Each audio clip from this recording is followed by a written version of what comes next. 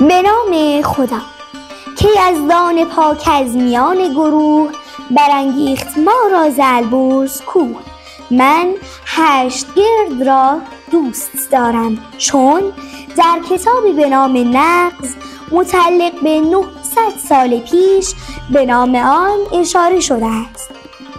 در کتاب تاریخ هشتگرد می‌خوانیم که کهن‌ترین اشاره مکتوب به نام هشتگرد یا همان هشتگرد در کتاب نغز نوشته عبدالجلیل رازی قزوینی زنده در 560 قمری آمده که نشانگر زندگی گروهی از شیعیان 12 امامی در سده 6 هجری قمری در هشتگرد است.